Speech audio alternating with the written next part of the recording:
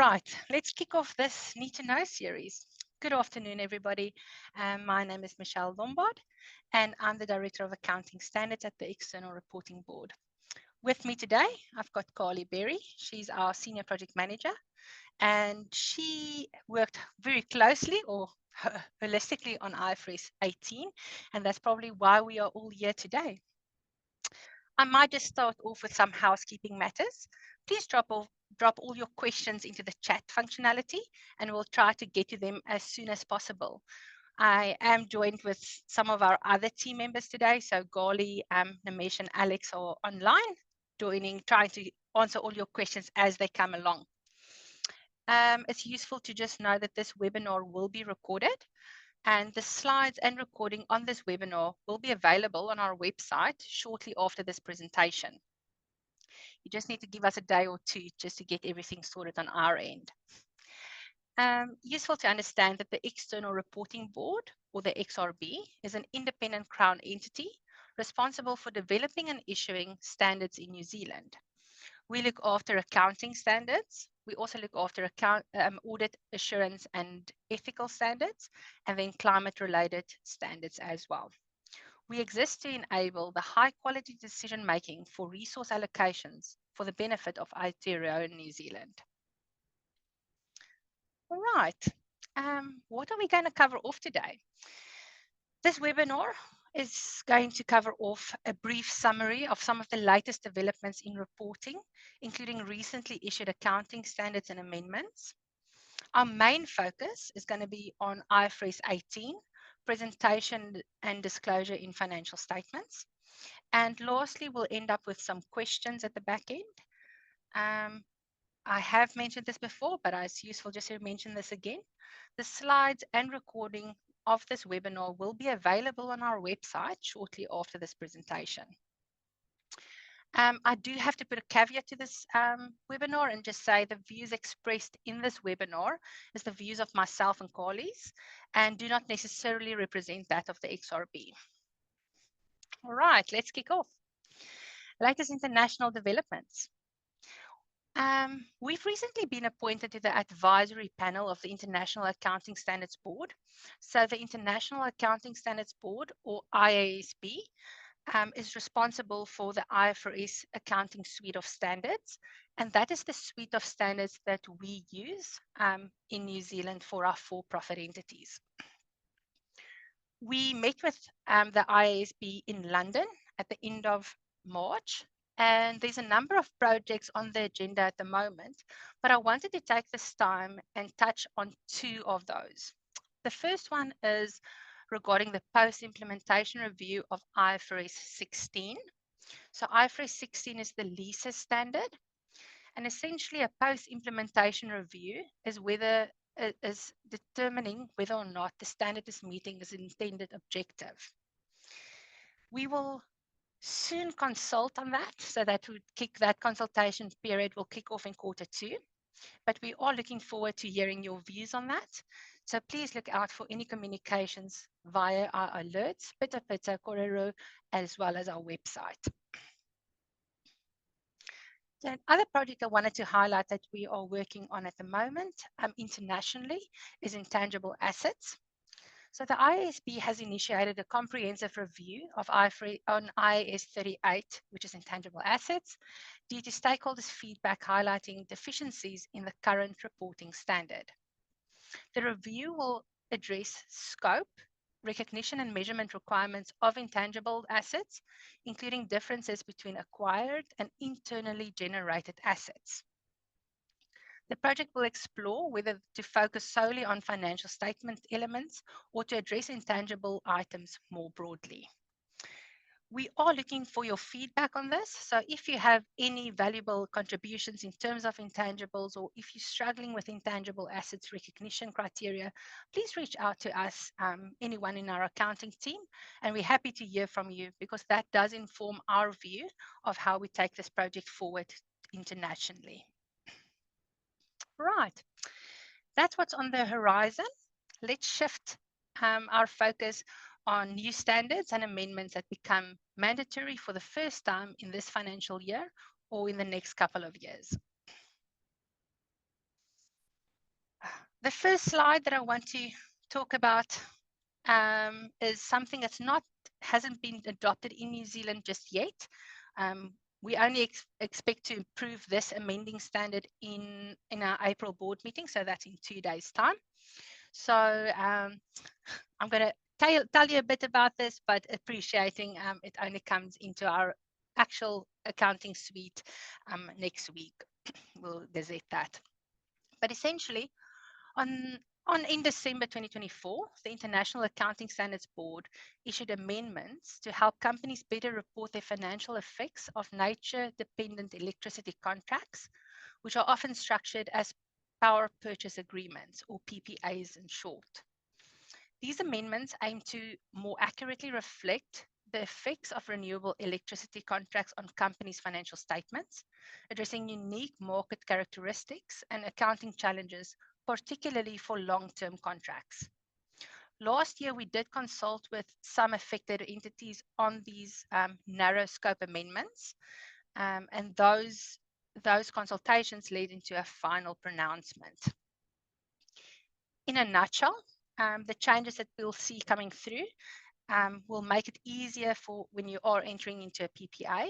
It will make it easier to use or apply the own use exemption or apply hedge accounting requirements, but it does add additional disclosure requirements.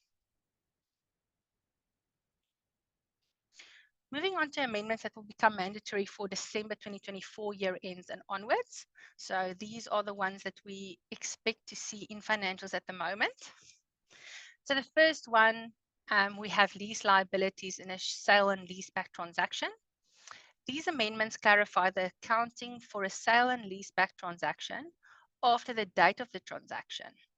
In IFRS 16, it already covers or contains requirements prohibiting the seller lessee from recognizing a gain or loss on the right of use asset that they retain on the date of the sale and leaseback transaction.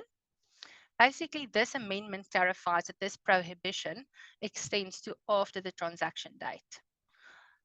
We don't foresee this being a pervasive amendment, so it's a yes, narrow scope. The next one to just be aware of, I'm just flying through these amendments because we want to get to the IFRS 18 content. So please drop your questions into the chat and our team will try and answer those. There are some amending standards called supplier finance arrangements. So that's the second one on the slide. What do I mean by supplier finance arrangements? In a typical example of an arrangement, in these types of arrangements, you will enter into a contract to purchase goods and services from a supplier and arrange for a finance provider to pay the amount you owe to that supplier. In some arrangements, the finance provider pays the supplier when the invoice is due, and you would then settle or pay the finance provider at a later date. In other arrangements, the finance provider pays the supplier early, and you would pay the finance provider when the invoice is due. The amendments require disclosures to increase transparency about reporting entity supplier finance arrangements and their effects on the entity's liabilities, cash flow, and exposure to liquidity risks. Tier 2 entities are currently exempt from these disclosures. And then the third one on the slide talks about the amending standard disclosure of fees for audit firm services. And that amends the standard FRS 44, New Zealand's additional disclosures. The amending standard introduces enhanced disclosure requirements about fees that the reporting entity incurs for services provided by its audit or review firms. These enhanced disclosures requirements apply to Tier 1 entities and also to Tier 2 entities, but some Tier 2 entities some Tier 2 disclosure concessions have been given. We have already discussed these amendments in detail in recent Need to Knows, so I didn't touch on it in too much detail, or didn't want to cover that off in too much detail today. Where I do want to focus is on the next slide, is when we have a non-current liability with covenants. You might remember that in 2020, the IASB issued amendments to clarify the classification of liabilities as current or non-current liabilities, including a clarification that a right to defer settlement by at least 12 months has to be in place at the end of the accounting period for that right to lead to the classification of the liability as being non-current. In 2022, the IASB received some questions about how these new requirements apply to loan covenants apply to loan liabilities with covenants. As a result, the IASB made further amendments to clarify whether and how covenants that an entity must comply with affects the classification of the liability as current or non-current. In other words, the IASB clarified that when the entity's right to defer settlement of a liability by at least 12 months from the end of the reporting period depends on the entity's compliance with loan covenants. The covenant would only affect the classification of the liability if the entity is required to comply with the covenant or before or at the reporting period. That's a mouthful. So what I did is I wanted to just include an example to show you what that means. So say you have a June 2025 year end and you have a loan that you need to repay by December 2030. Every year on the 31st of December, you have to meet a requirement, a certain debt to equity ratio or any other type of covenant. And if you fail to meet it as at 31st of December, then the loan is repayable immediately. So then you are going to do your loan covenant test as at December in this example. In that case, whether you meet the loan covenant as at 30 June 2025, being your year end, wouldn't impact the classification of your loan liability as current or non-current in your 30 June 2025 financial statements, but you might have to provide additional disclosures about having to comply with the loan covenants within a 12-month period. Okay. On the other hand, we'll go to a next example. On the other hand, if the bank required you to comply with the debt to equity ratio covenant on the 30th of June every year, so at year end, and you didn't meet the covenant at year end, this would affect the classification of your loan liability as at 30 June being your year end. You might need to classify it as a current liability. There is some caveats to that. It's whether or not you received a bank waiver before or on at year end. The important part is if you do get your bank, if the bank waives those right to repayment or to the loan covenant before or at year end, then you can still classify your liability as non-current. If you, however, receive your bank waiver subsequently to year end, but maybe before the audit is signed off, it does impact the classification being current, but you can have additional disclosures. Right. To finish this section, I do want to just spend some time or just quickly run through the amendments that apply in future years. So the first one is lack of exchangeability. This explains how to determine whether one currency is exchangeable into another currency and introduces new requirements and guidance for how to translate these transactions and balances when the currency of the transaction is not exchangeable.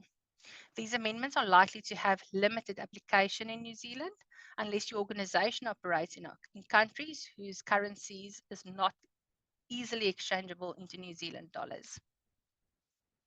Amendments to classification and measurement of financial instruments were issued in response to concerns that arose during the post-implementation review of IFRS 9, the financial instrument standards.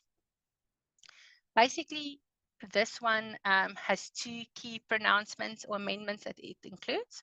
The first one amends the clarification of the classification of financial assets if it's got ESG linked features.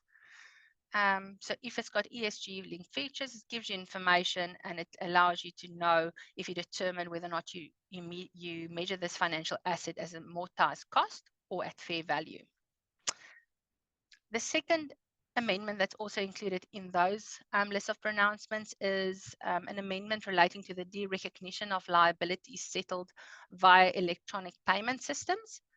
It clarifies if there is a delay in payment, if there's a delay in when the electronic payment system processes the payment. So once you've paid it and the party receives the payment, there might be a delay in time. In New Zealand, our electronic payment systems are quite efficient, so it's unlikely to have much of a delay between initiation of payment and the time when the counterparty receives it. So once again, we don't expect this to have a widespread implication. I have one more thing to mention before I hand you over to Carly when she'll take you through IFRS 18. And that's about incorporated societies. Although I appreciate that this is a for-profit update, we are aware that many of us are involved in clubs or other groups in our communities that may be incorporated societies. A new act replacing the old 1908 Act came into effect in October 2023. And this new act is a modernization and introduces broad changes, especially around governance of incorporated societies. We are keen to just spread the word on this, and these changes might mean that incorporated societies needs to report using the XRB standard issued by the XRB. So if you have any incorporated societies in your network, please feel free to just point them in the direction of our website. We've got a lot of resources there. All right. Now, without further ado, I'll hand you over to Carly, and she will take you through IFRS 18. Thanks, Carly. Thanks, Michelle. And hello, everyone. So NZ IFRS 18, Presentation and Disclosure in Financial Statements, is a significant new standard in the for-profit suite, affecting the presentation and disclosure of information in the financial statements, in particular information about financial performance.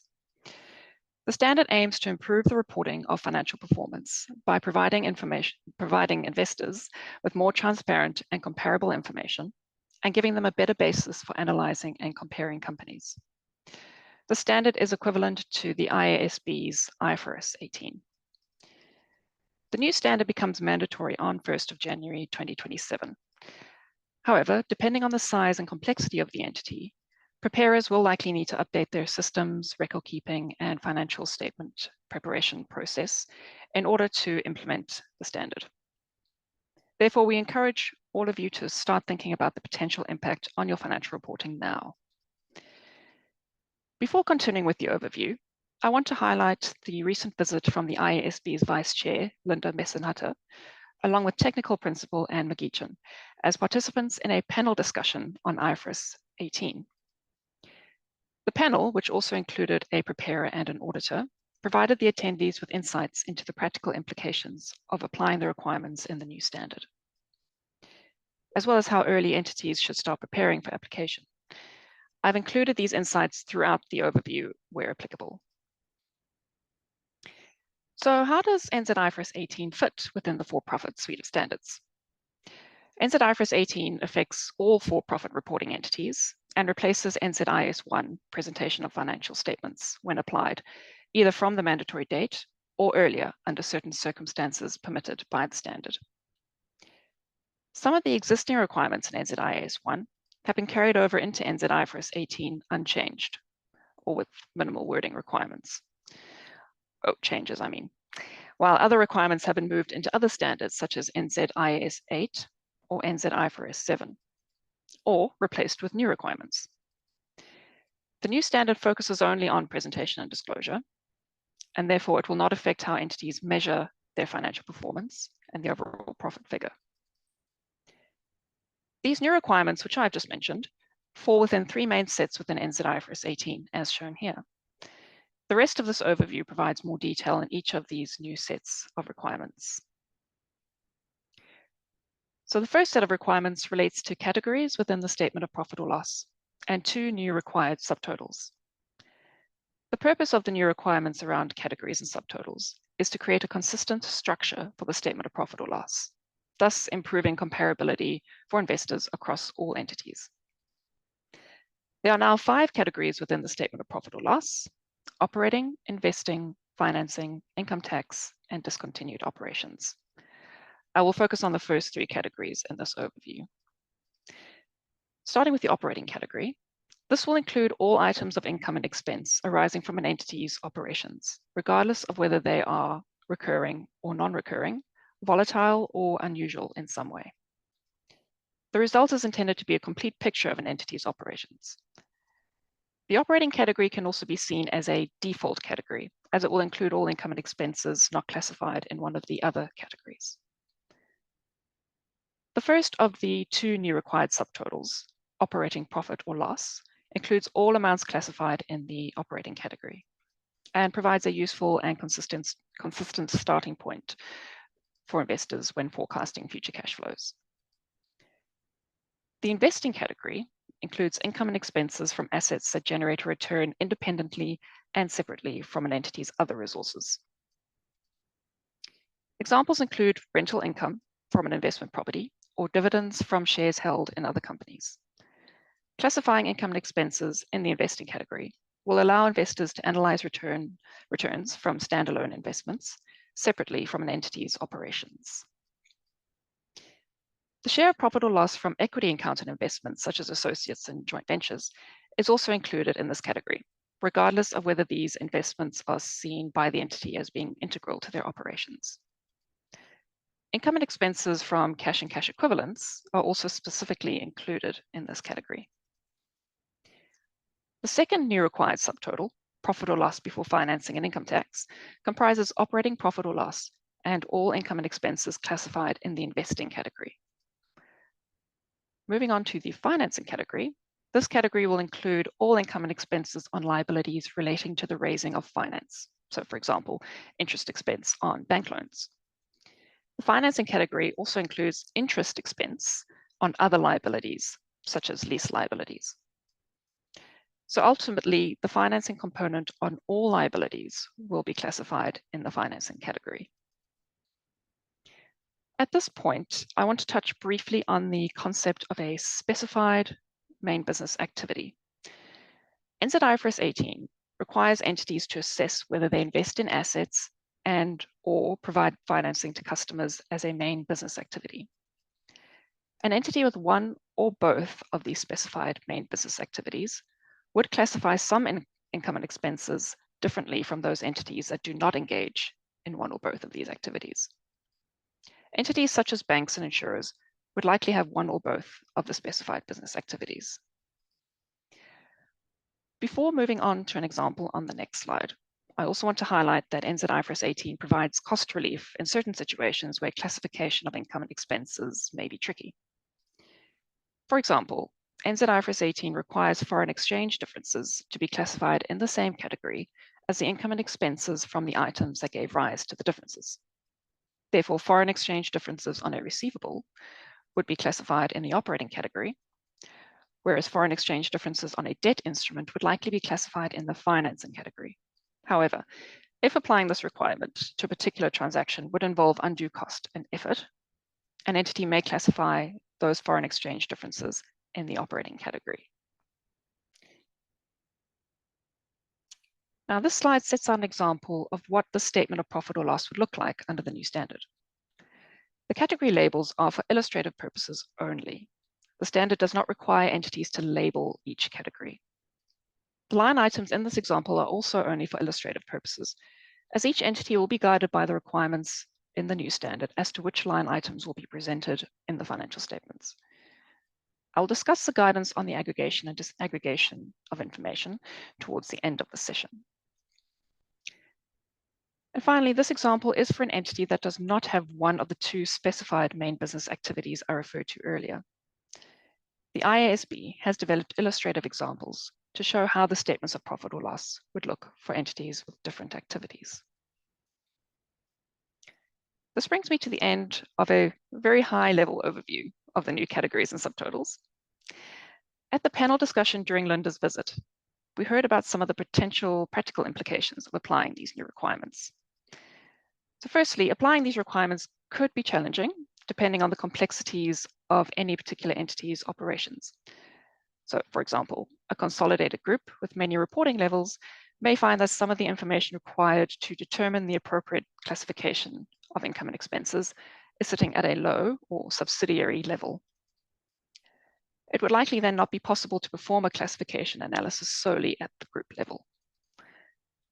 Next, an entity's systems need to be able to provide the information required to perform the appropriate classification and presentation. Therefore, this may mean some systems changes would be required to classify certain income and expenses, such as foreign exchange differences. Next, an entity will need to think about staff resourcing for the transition. The extent of judgment required by the new standard, as well as the depth of knowledge required of the income and expenses in the trial balance, means that in many cases, experienced finance staff may need to be involved in the implementation. Such resourcing would require buy-in and support, ideally, from senior leadership. Before moving on to the next set of new requirements, I would also like to highlight the fact that the new categories in the statement of profit or loss are very similar to those in the statement of cash flows, but the nature of the items included in each of those categories would not necessarily be the same. At the panel discussion, Anne McGeechan at the IASB acknowledged the potential for some confusion, but did note that the objectives of the two statements are different. For example, the objective of classifying cash flows in the investing activities category is to identify investments made in long-term assets that will generate future returns. And this would include investments in operating assets. The IASB did consider using different category labels in the statement of profit or loss, but decided that the operating, investing, and financing category labels were the best option. Just to note here, the IASB is currently engaged in a research project on the statement of cash flows. So there may be more alignment between the categories coming up as one of the outcomes of this project, potentially. I will now move on to the next set of new requirements, which relates to management defined performance measures, or MPMs for short. So MPMs are non-GAAP measures, also known as alternative performance measures. Such measures are not defined by NZ-IFRS, and many entities provide this type of information as part of their communications with investors, who will use it to gain insight into how management views financial performance and how the entity is managed. However, investors had concerns about the nature and the extent of the information received and the lack of explanation, which may accompany a change in a non-GAAP measure. Therefore, the new standard introduces a concept of an MPM, and this slide steps us through the definition. It is important to know whether a non-GAAP measure is an MPM, because there are specific disclosures that must be made in the financial statements about these measures. So firstly, the measure must be a subtotal of income and expense. Adjusted operating profit or adjusted EBITDA are examples of subtotals of income and expense. Measures such as free cash flow, as well as measures relating to assets and liabilities, are not MPMs because they are not subtotals of income and expense. NZ-IFRS specified subtotals, for example, the new mandatory subtotal, operating profit or loss, are not MPMs either.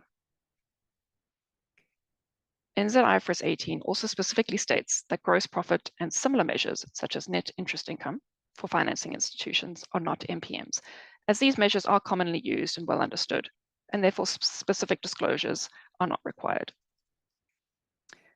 Next, the measure must be used in public communications outside the financial statements to qualify as an MPM, such as used in press releases and investor presentations. However, do note that oral communications and social media posts are explicitly excluded for the purposes of identifying MPMs. Finally, a measure must communicate management's view of an aspect of financial performance of the entity as a whole. NZ-IFRS 18 presumes that a measure that is used in public communications outside of the financial statements communicates management's view. However, an entity can rebut this presumption if it has reasonable and supportable information for the assertion. NZ-IFRS 18 does contain guidance which may constitute reasonable and supportable information. Now, this slide sets out the specific disclosures required for those MPMs identified using the criteria on the previous slide. All disclosures relating to MPMs must be made in a single note in the financial statements. So in summary, NZ IFRS 18 requires explanations of why the MPM is reported, how the MPM is calculated, and any changes to the MPM. A reconciliation back to an NZ IFRS defined subtotal is also required. This reconciliation must include the income tax effect and the effect on non-controlling interests for each reconciling item. Determining the income tax effect of each reconciling item could be complex, and so the standard does allow for a simplified approach. All of these disclosures are intended to provide transparency on these measures to investors. The requirement to disclose this information in the financial statements does, however, mean that the information will be subject to audit. Now, this brings me to the end of the high-level overview of the new requirements around MPMs. So at the panel discussion during Linda's visit, we heard that some entities currently do disclose non-GAAP measures with reconciliations to the nearest GAAP number. For these entities, it may be easy enough to identify which non-GAAP measures are MPMs as defined and relocate the associated information into the financial statements. Unless already disclosed, additional information required on non-controlling interests and tax for individual reconciling items will be a change. Non-GAAP measures may reduce, potentially, as a result of the new requirements. For example, an entity may decide to stop reporting an EBIT number in favor of reporting the new subtotal profit before financing and income tax. And finally, auditors will have looked at non-GAAP measures, but they have not previously been subject to audit. Auditors would now need to think about these at the preparation of financial statements phase instead. So entities will likely need to prepare these disclosures earlier than they may have done so before. Moving on to the third and last set of requirements. This set of requirements relates to the grouping or aggregation and disaggregation of information. The IASB developed these requirements in response to investor concerns that the way entities group information in financial statements does not always provide the information they need for their analyses. For example, some information is not shown in enough detail, while some other information would be obscured by too much detail. Before getting into the requirements, it is useful to keep in mind what the objective of financial statements is.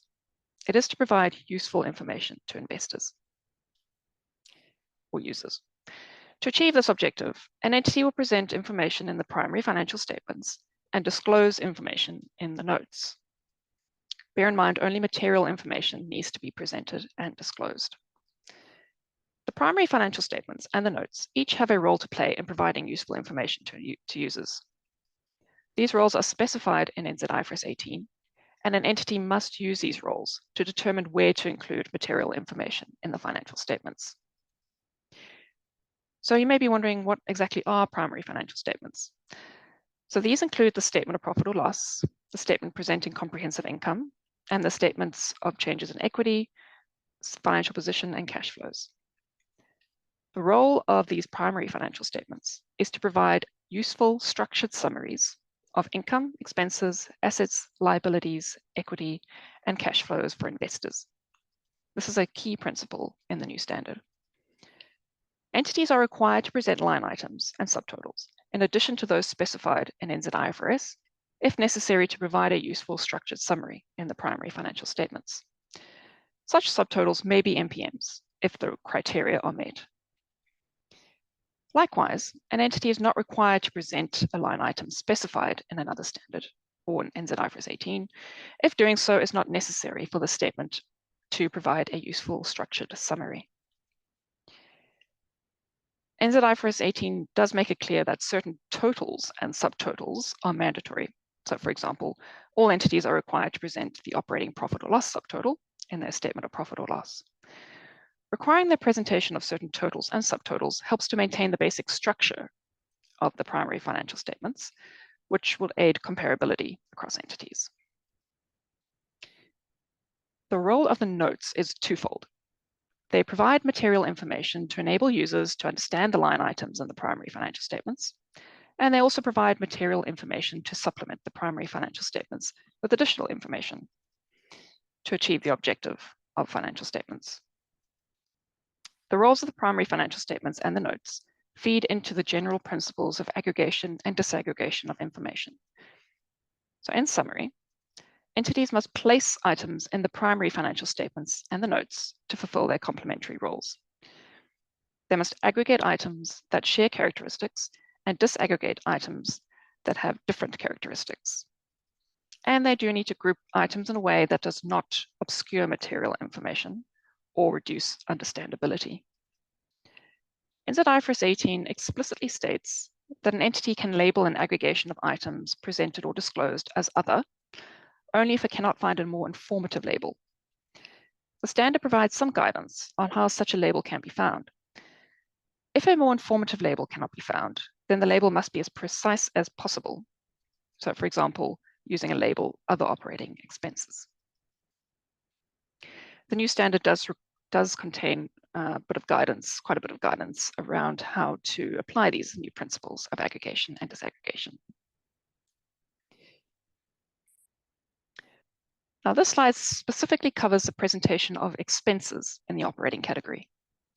Tying back to the role of the primary financial statements, expenses must be presented in the operating category in a way that provides the most useful structured summary of these. To do so, an entity must classify its expenses based on their nature or their function. The new standard does permit a mix of nature and function classifications, if, again, this will provide the most useful structured summary. If an entity classifies its expenses based on function, additional information on the nature of certain specified expenses must be disclosed in a single note. These nature expenses, or these types of expenses, are depreciation, amortization, impairment losses and reversals, and write-downs of inventories and reversals. This brings me to the high-level overview of the new requirements around grouping of information. At the panel discussion during Linda's visit, we heard that these new requirements provide entities with an opportunity to refresh their financial statements. Entities will likely learn more about their businesses by having to apply these new requirements. So for example, having to dig into each of the line items to discover what's there. This allows for an opportunity to reconsider how best to provide the information that investors may have been asking for. For example, perhaps it would be appropriate to present certain requested information in a separate line item in the statement of profit or loss, if doing so helps to provide investors with, again, a useful structured summary. Applying the requirements could be quite challenging and involve judgment. For example, how do you get the balance of information just right? Not too much and not too little. Entities need to understand what's important to their investors and other stakeholders as a starting point. And there'll likely be a benefit to engaging with auditors on the level of documentation they expect to see around the judgments made. It may also be useful to get early agreement on the approach to aggregating and disaggregating information with auditors early on to avoid any potential disagreements later on. So now that brings us to the end of the high-level overview of the key new requirements in NZ IFRS 18. This slide notes some other key changes as a consequence of the new standard. There are some limited changes to NZIAS 7, Statement of Cash Flows. Amendments to NZIAS 7 specify that operating profit or loss must be used as the starting point for reporting cash flows from operating activities using the indirect method. Also, most entities will be required to classify dividends and interest paid and cash flows from financing activities, and to classify dividends and interest received in cash flows from investing activities. Removing the choice of where to present these items is expected to simplify practice and reduce diversity in presentation. Amendments to NZIAS 33 earnings per share and NZIAS 34 interim financial reporting have also been made, relating mostly to the new concept of MPMs. We have, just so you know, we have created updated versions of the standards mentioned on this slide to incorporate the amendments made as a consequence of NZ IFRS 18. You may find these helpful. They can be found on our NZ IFRS 18 webpage as guidance material, but they are not yet available on the Standards Navigator. Now, this slide highlights some of the key existing NZ IAS 1 requirements that have not changed and have therefore been moved into NZ IFRS 18 or NZ IAS 8, basis of preparation of financial statements, substantively unchanged. Now, some of you may notice that this title of NZ IAS 8 has changed. This is to reflect that NZ IAS 8 now contains the going concern requirements, as well as the fair presentation and compliance with IFRS accounting standards requirements that were previously in NZ IAS 1. All requirements relating to the selection and application of accounting policies, as well as disclosure of sources of estimation uncertainty, will now be found in NZ IAS 8 as well.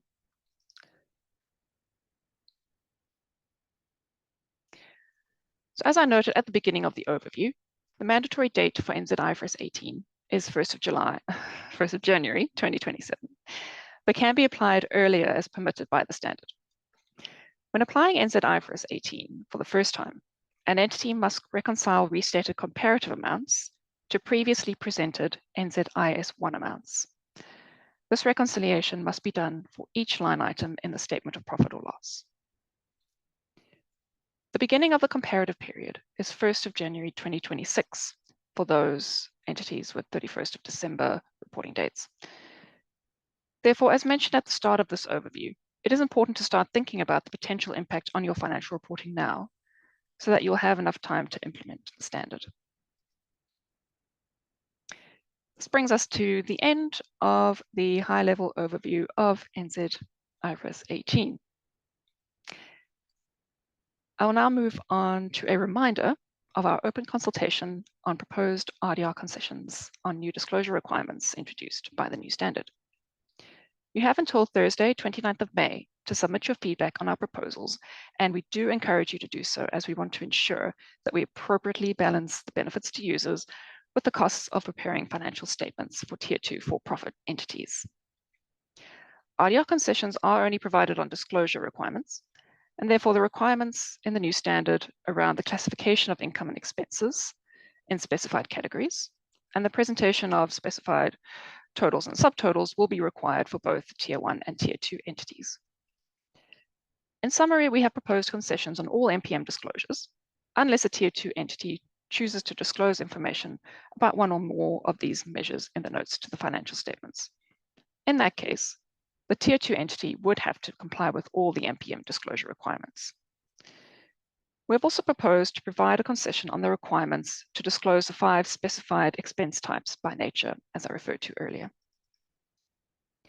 You may provide feedback to us through our consultation page. The link is there on the slide, or by emailing us formal or informal comments. Now, before we wrap up, I'd like to draw your attention to the NZ IFRS 18 educational content that is currently available on our website. The full standard, with a link to the Standards Navigator, can be found on the website, as well as other useful content, such as one-page summaries and the full recording of the panel discussion that I've referred to throughout this overview. ISB content, such as illustrative examples, is also made available through our website, as well as a link to other material that can be found on the ISB's website. This year, we plan to provide more in-depth educational content through webinars and the publication of monthly NZ IFRS 18 specific alerts to showcase key aspects in more detail than I've gone into here. We do encourage you all to sign up to these alerts to keep up to date. In conjunction with the monthly alerts, we are planning to host 3 deep dive webinars, each one discussing the different aspects of the new standard in detail. Please keep a lookout for the registration links that will become available over the next few months. And finally, along with the full recording of this Need to Know, we will put out a separate recording just for this NZ IFRS 18 overview over the next few days. Thank you all for watching. I'll now hand over to Michelle. Thanks, Carly. That brings us to the end of our Need to Know. I wonder if there's any questions. I can't see any that we haven't answered already in our chat. Yes, so Yes, I will then bring this session to a close. Thank you very much for dialing in. And as Carly has mentioned, IFRS 18 is quite an interesting standard that does impact all for-profit entities. So do follow up our page and our alerts on IFRS 18 specifically. We are trying our best to make it as user-friendly and understandable so that everybody knows what they need to do ahead of the mandatory date. All right. With that, I'll end the session then. Thank you very much, everybody. Bye-bye.